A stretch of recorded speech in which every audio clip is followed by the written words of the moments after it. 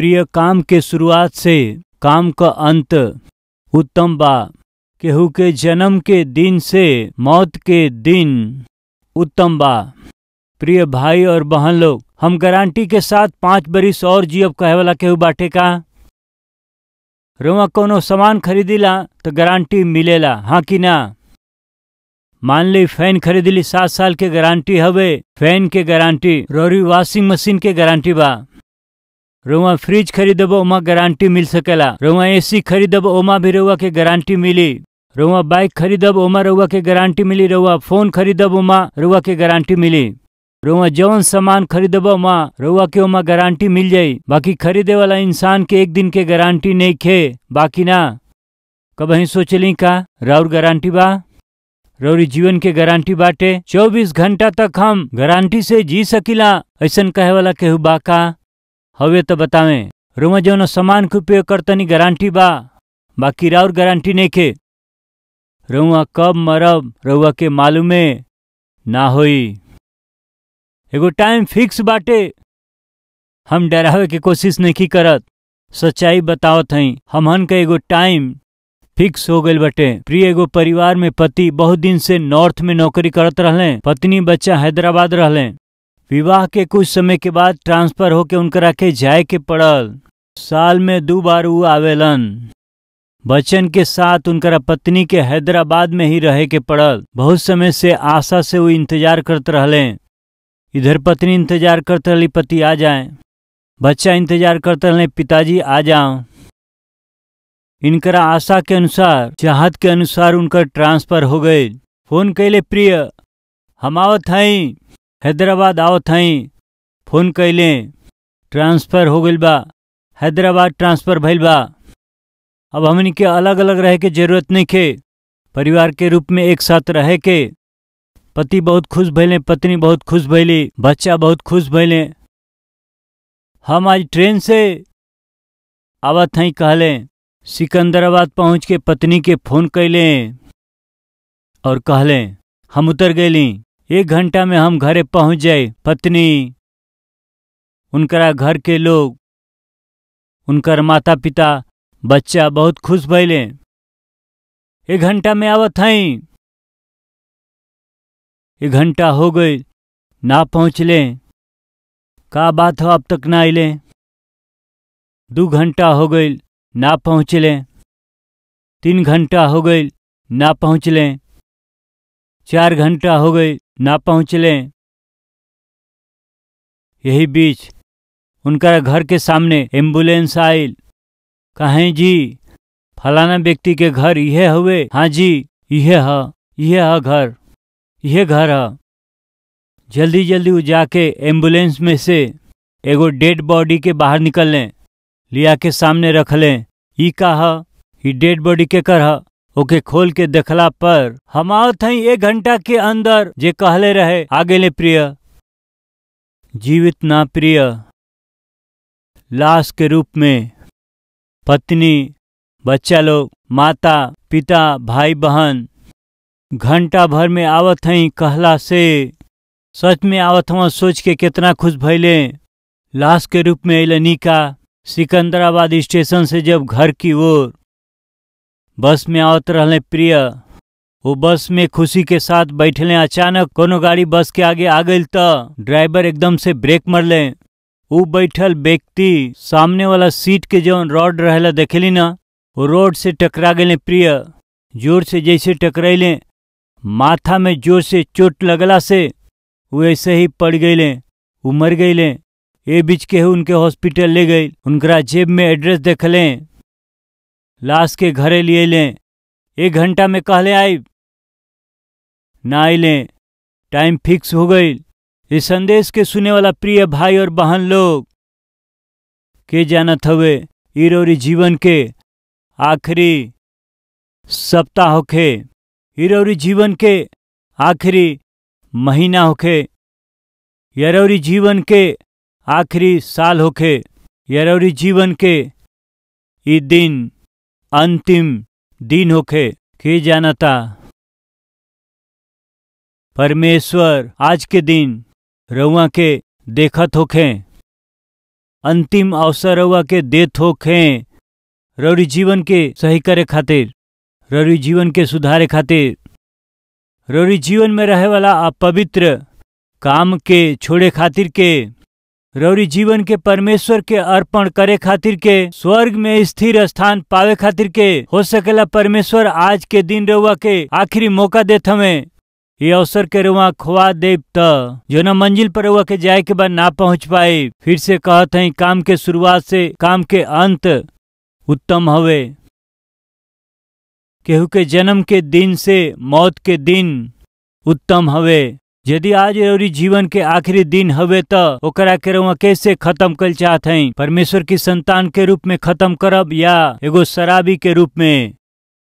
परमेश्वर के संतान के रूप में अपना जीवन के खत्म करब या एगो पापी के जैसे? परमेश्वर की संतान के रूप में अपना जीवन के खत्म करब या एगो वेश्या के रूप में समाप्त करे जात हो? परमेश्वर के बेटा या बेटी के रूप में अपना जीवन के खत्म करब या फिर चोर, धोखेबाज या दूसरा के जीवन से खेले के रूप में, अन्याय या धर्म से जिये वाला के रूप में? यदि रउआ अपना जीवन के खत्म करब त बाइबल कहेले धोखेबाज, चोर और बेश्या लोग और झूठ बोले वाला, हत्यारा, बेविचारी, चोर परमेश्वर के राज्य में ना जाई हैं। इतना साफ रूप से परमेश्वर अपना वचन में कह दिए। रउआ कैसे अंत करब? परमेश्वर यदि टाइम फिक्स कैले तो रउआ के जाए के बा, बचे के उम्मीद नहीं खे। रउआ हो सकीला, हम हो सकीला, केहू भी हो सकेला। प्रिय एगो धनवान व्यक्ति आत्मिक रहले, उनकर एगो नौकर रहले। बाजार जाके सब्जी खरीद के लिए आवा कहला से जाके ले अइले। बाजार में सब्जी खरीदे समय वो बाजार में एगो कोना में मौत के एगो दूत इनके ही देखत रहले। ऐसे इनके ही देखत रहले मौत के दूत बाजार में। इस सब्जी खरीदे समय जैसे ही उनके देखल हैं मौत के दूत इनके देखत रहले तो डरा गए। ई कहा मौत के दूत हमके देखत हमें, बाजार में इतना लोग बाटे था, केहू और के निखन देखत, हमके देखत हमें। ये मौत के दूत के देखला के अंदाज के उ समझ गए ई तो कोनो खतरा बाटे। ई सोच के मौत के दूत के देखले और थैला लेके घर चल गए। अपना मालिक से कहत हमें, मालिक सुनी, हम मार्केट गए रहली, बाजार गए रहली, वहाँ मौत के दूत हमरे ओर गंभीरता से देखत रहल हता। हम बहुत डर गेली मालिक। ऐसे देखत रहल जैसे हमरा के लेके जइहन वो। हम बहुत डर गेली। ठीक बा ठीक बा, अब अहीं काहे तू बिना सब्जी लेले आ गइला? का बताई, जब से वो मौत के दूत हमरा के देखलस तब से हम सही में बहुत डर लगता। पता नहीं हम डरा गइल हैं। ठीक बाटे, अब तू का कल चाहत हवा? कुछ ना मालिक, हम अपना गांव जाए चाहत हई। हमके 2-3 दिन के छुट्टी दें, हम वहाँ जाके छिप जाई। ठीक बा, तू इतना डरत हवा, घबरात हवा तो ठीक बाटे, जा जा वहाँ जाके छिप जा। ये कहते ही अपन स्कूटर लिहलें और जल्दी से गांव चल दिहलें। वही थैला के लेके मालिक जौन आत्मिक रहलें बाजार गईले। बाजार में गईला से वो मौत के दूत वो स्थान में वैसे ही रहल। उनके देख के आत्मिक व्यक्ति पास गईले, जाके का बात बा? हमार नौकर आयल रहा तो ओकरा के घूर घूर के देखला। ई कहल जाता, काहे ऐसे घूर घूर के हमारा नौकर के तू देखला? ऐसे वो मालिक को मौत के दूत से पूछले। तब वो मौत के दूत का कहले जानत है? कुछ नहीं जी, आज शाम के हमरा और तोहरा नौकर के उनकरा गांव में मुलाकात फिक्स बाटे। कहवा मिले के बाटे कहत हमें? रउआ सुनली कुछ? कहवा मुलाकात फिक्स बाटे? उनकरा गांव में हमरा के उनके मिले के बा। हमके भेजलन ऊपर वाला, ओके पकड़ के लियावा कहले। उनकरा गांव में टाइम फिक्स बाटे। ऊ तो यहाँ बाजार में घूमत रहले। फिर मौत के दूत पूछले कि ऊ चल दिहले का? कहाँ खातिर? अपना गांव जाए खातिर।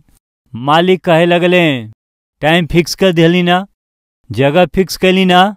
वो हमारा से परमिशन लेके अपना गांव में गईल। हमें काहे खातिर मिले के बाद मौत के दूत से। रउआ के का समझ में आई?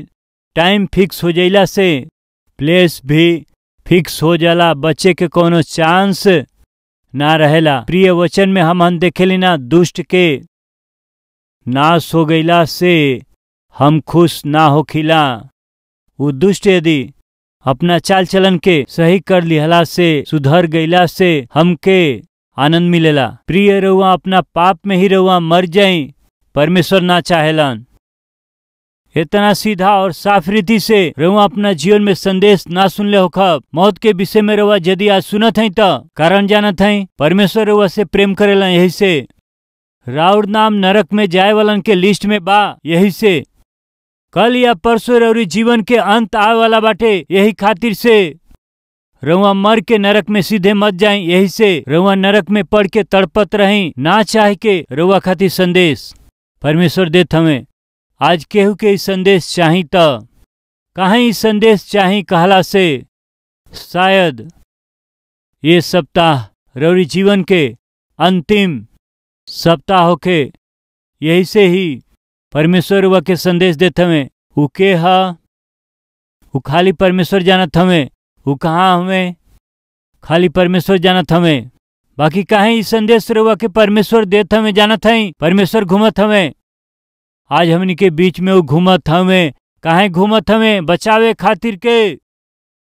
आज रउरी करीब परमेश्वर घूमत हमें। एकर कारण हवे रउआ के बचावे खातिर।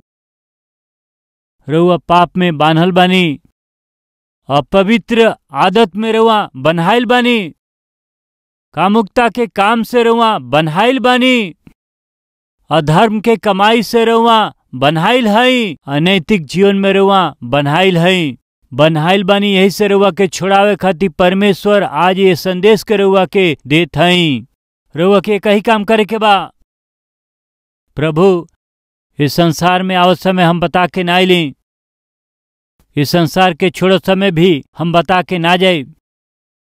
बाकी हमार गैला के दिन बहुत ही निकट बाटे। रउआ कहत हई इतना सीधा और साफ रीति से हमरा जीवन के अंत के विषय में ओकर डेट टाइम प्लेस फिक्स बाटे। साफ बतावत हमें यदि उस समय आज के दिन में बाटे त हमार स्वर्ग जैला के चांस नइखे। जी हाँ, रउआ के चांस नइखे। इसे परमेश्वर रउआ से कहत हमें चांस देवे खातिर। परमेश्वर रउआ के स्वर्ग में ले जाए चाहत हमें। यही से आज के दिन रउआ के चांस देवे खातिर आज रउआ संदेश के सुनत हई, देखत हई। यही से रउआ यहाँ बानी। परमेश्वर रउआ से प्रेम करेलन, रउआ के बचावल चाहत हमें, अपना स्वर्गीय राज में रउआ के ले जाए चाहत हमें। यही से प्रिय आज रउआ कलवरी आवाज के देखत हई। रउआ आज नरक के बहुत करीब अभागा स्थिति में ही घूमत हई। पापी व्यक्ति के रूप में पाप के बोझ के उठा के रउआ जियत हई। यही से परमेश्वर आज रउआ के बचाव खातिर परमेश्वर बात करत हमें। परमेश्वर छावनी में घूमी है। काहे घूमी है जानत हई? बचावे खातिर। परमेश्वर काहे घूमी है? जय देवे खातिर, बचावे खातिर, जय देवे खातिर प्रभु घूमत हमें। तब रउआ का करब? जवन घृणित बा, जवन अपवित्र बा, जवन अन्याय के बात बा, यदि कोनो कुकर्म रउरी अंदर बाटे त ओकरा के मान के यदि रउआ छोड़ देब त छुटकारा के पा जाए, अपना दंड से रउआ बच जाए। रउआ ध्यान से सुनी। अब्राहम लिंकन जौन अमेरिका के प्रेसिडेंट रहले, जब अमेरिका स्वतंत्र भइल त ओ समय अमेरिका के प्रेसिडेंट अब्राहम लिंकन जेल में जाके कैदी से मिलत रहले। उनका रीति रहे ऐसे जब जाके वो मिलत रहले एगो कैदी से, वहां सुना भाई तू यहाँ कैसे अइला? वो कैदी से पूछले तो का कहले जानत हई? हम कोनो गुनाह ना कैली, धोखा से हमरा के एक केस में फंसा देले हमन जा। हम बस में यात्रा करत समय अपना जेब में हाथ डालत रहली, गलती से बाजू वाला के जेब में हाथ डाल देले। चोर चोर कह के हमरा के पकड़ के यहाँ डाल दिलन जा। हम कोनो चोरी ना कैली। ई रहे उनकर जवाब। बाजू वाला कोठरी में जाके तू कहाँ अइला? श्रीमान हम कोनो गुनाह ना कैले हई, खाली ई भइल शराब के नशा में हम गलत ना हई, न गलत काम के हम करीला। शराब के नशा में हम अपन घर समझ करके पड़ोसी के घर में चल गए हनी साहब। यही से पड़ोसी आधी रात के तू हमारा घर में काहे अइला कह के हमके बहुत मार ले और पुलिस स्टेशन ले ले। वास्तव में ऐसन व्यक्ति हम ना है साहब। वो नेखन मानत अपन गलती बहाना बनावत हमें, कारण बतावत हमें। हर एक कैदी कुछ न कुछ बहाना कैले। सब कहल कि हम अच्छा हैं, हम अच्छा हैं, हम अच्छा हैं, गलती ना कैले हैं। फिर अंत में एगो कोठरी में गईला से वहां के एगो कैदी अब्राहम लिंकन आवत हमें जान के दूर जाके अपन चेहरा दीवार की ओर करके वो रोवत रहलन। भाई काहे रोवत हवा? तब वो कैदी कहलस, रउआ एगो महान प्रेसिडेंट हैं, रउआ जैसे महान राष्ट्रपति के दुष्ट अपन चेहरा दिखावे, हम एकरा बिल्कुल लायक ना हैं। अपना कैल गलती के कारण, अपना कैल पाप के कारण दंड भोगत हैं। पत्नी के धोखा दिहली, बच्चन के भविष्य के बर्बाद कैली। आज के दिन हम कैल अपना दुष्ट काम के कारण दंड के हम भोगत हैं। शर्म और अपमान के कारण तड़पत हैं। और चेहरा देखला के हमरा में बिल्कुल भी हिम्मत ना हुए, यही से हम अपन चेहरा ना दिखा पावत हैं। कृपया यहाँ से चल जाएं, हम अपन चेहरा ना दिखाई, हम पापी व्यक्ति हैं। तब अब्राहम लिंकन जेलर के बुलौले। जेलर आइल, सुना यहाँ के सब कैदी बहुत अच्छा लोग हमें। वो कहत हमें अच्छा लोग हैं। अपना जेब में हाथ डालत समय गलती से दूसरा के जेब में डाल लें, झूठा आरोप लगा के उनके जेल में डालल गई। वो बहुत अच्छा हमें। वो अपना घर जात समय नशा में पड़ोसी के घर में जा गईले, यहो बहुत अच्छा व्यक्ति हमें। इस तरह से बहुत अच्छा लोग हमें, खाली अकेले ही बिगड़ल और बुरा हमें। ऐसन बिगड़ल व्यक्ति इतना अच्छा लोगन के साथ में यदि रहियन तो ये लोग भी बिगड़ जाये। कृपया ये व्यक्ति के आज ही यहाँ से जेल खाना से बाहर में भेज दें। अच्छा लोगन के बीच में ऐसन बिगड़ल व्यक्ति ना रह सकेलन, इनके यहाँ से बाहर भेज दें। वही दिन वो अभागा छुटकारा पौले, कारण जानत हैं अपना गलती के वो मान लिहले। प्रिय भाई बहन, आज हमार प्रभु जी हमहन में से कुछ लोगन के छुड़ावे जात हमें। आज हमार प्रभु ये वचन के सुने वालन में बहुत से लोगन के उनकरा पाप के बंधन में से, उनकरा पकड़ल दुष्टात्मा में से, श्राप में से हमार प्रभु छुड़ावे जात हमें। ऐसे रउआ के छुटकारा पावे के बाद रउआ के वो काम करे के बाटे। प्रभु हम अच्छा आदमी ना है, हम अच्छा औरत ना है, ऊपर से आत्मिक और पवित्र दिखाई देत हैं, बाकी हमरा हृदय में जौन कुछ बा वो पाप बाटे। पिता हम वास्तव में और बेटा या बेटी कहलाए के योग्य ना है। पिता हमके क्षमा करी। पिता ये समय एह तरह से रुआ प्रार्थना करब तो हमार प्रभु जी रउआ के रौरी पाप में से छुड़ावे जात हमें, पाप के बंधन में से रउआ के छुड़ावे जात हमें। जौना पाप में आदत में बंधन में रउआ बन्हाइल हैं, वो बंधन से प्रभु रउआ के छुड़ावे जात हमें। रउआ छुटकारा पावल चाहबिया, वही पाप के बंधन में अपना जीवन के रउआ नाश करब, ई रउआ हाथ में बा। प्रिय भाई बहन, वो अपना गलती के मान लिहले और छुटकारा पा गईले। आज गलती के माने के बा, रउआ जौना पाप के करत आवत हैं ओकरा के छोड़े के बा, बिल्कुल छोड़े के बा। वो रउआ के बहुत आनंद देवे वाला होखे, खुशी और मजा देवे वाला होखे, थोड़ा समय के सुख के रउआ के वो देले होखे। शायद आज रउआ के ओके छोड़े के पड़ी। यदि आज रउआ ओके ना छोड़ब तो वो रउआ के नाश कर दे, नरक में रउआ के पहुंचा दे। अब तो जौना पाप के आकर्षण में पड़ल रहली, जौना पाप खातिर रउआ अपना आप के बेच दिहली, वो पाप में से रउआ के बाहर निकले के बा, ओकरा के छोड़े के बा। प्रिय एगो चील आकाश में उड़त रहल और नीचे झरना बहत रहल। कुछ देर में ऊंचा पहाड़ से बहे वाला वो झरना एकदम से खाई में गिरे वाला रहे। वही समय वो चील बहुत ही भूखाइल रहल। ये पानी में कोनो जानवर शायद दिखाई दे, मछली दिखाई दे, सोच के देखला से वो एगो जानवर के सड़ गई लाश वो पानी में बहत जात रहल। ओकरा के देख के चील बहुत खुश भइल और एकदम से आके वो जानवर के सड़ल लाश पर वो बैठ गई। ऊपर बैठले ही नहीं, वो जानवर के ऊपर वो बैठ के सड़ल लाश के वो धीरे धीरे वहां खाए लगले। जल्दी जल्दी वो खाए लगले। ऐसे खाद खाद खाद उनकर वजन बढ़ गई।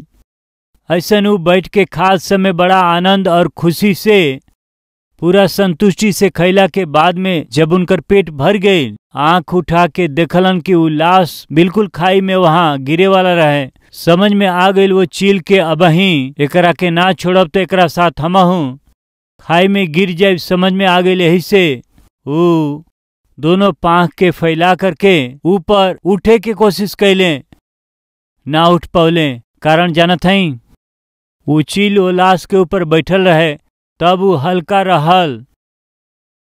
बाकी जब वही स्थिति में बैठ के वो जब खाए लगले उनकर वजन बढ़ गई और ओकरा पंजा के नाखून लाश के अतड़ी में फंस गई। अपना दोनों पंख के फैला के उठे के कोशिश करत हमें, बाकी वो अतड़ी में उनकर पंजा फंस गईला के कारण संभव नहीं खे।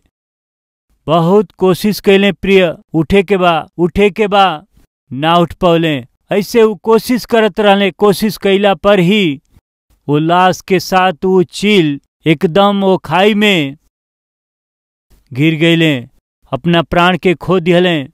जौना चीज उनकरा के आकर्षित कैले रहे उहे उनकर प्राण ले लिहलस।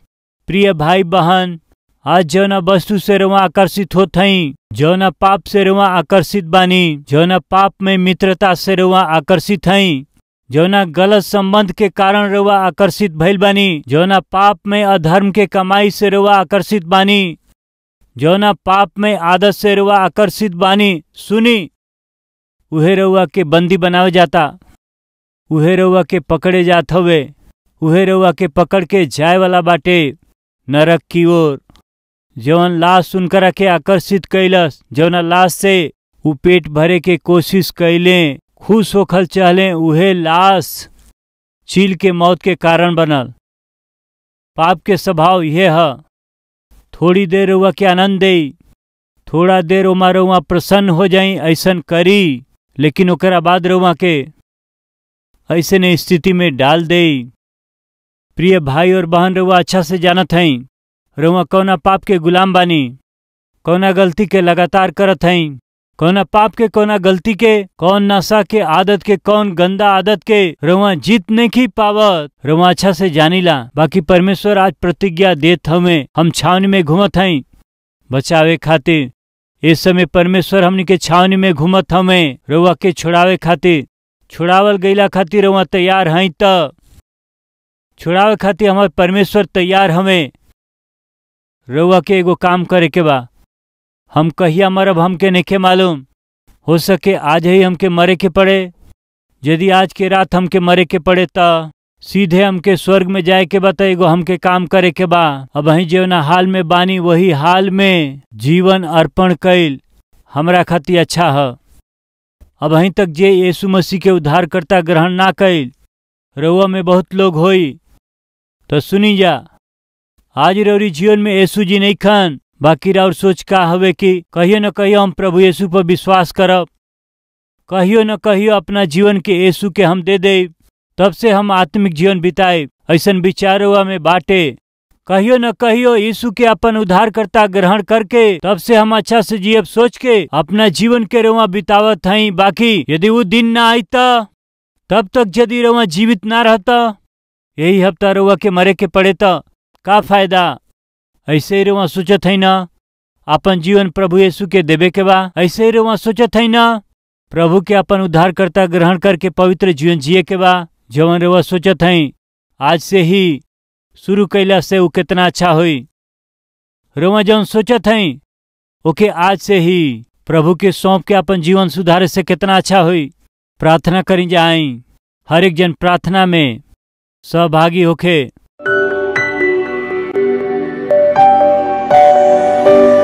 महान पवित्र प्रेमी पिता परमेश्वर, हमनी के जन्म के दिन से मौत के दिन बहुत ही उत्तम हवे।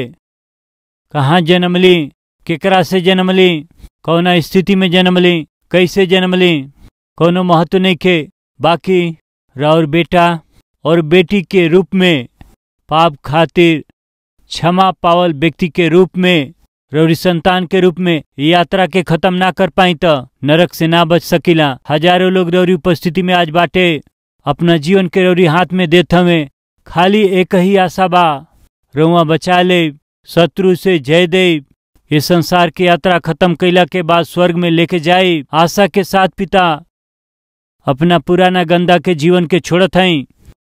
अब की बात रउआ जब भी आके देखी, जब भी आके दर्शन दें, जब भी रउआ हमनी के छावनी में आई, हमनी के घर में आई, तो पिता रउरी इच्छा के अनुसार, चाहत के अनुसार रउआ के हमनी के खुश कर सकी। अद्भुत आत्मिकता के हम चाहत हैं पिता, आंख बंद करके ही स्वर्ग में आंख खोले के महान अनुग्रह दें। यीशु के नाम से मांगत हैं पिताजी, आमीन।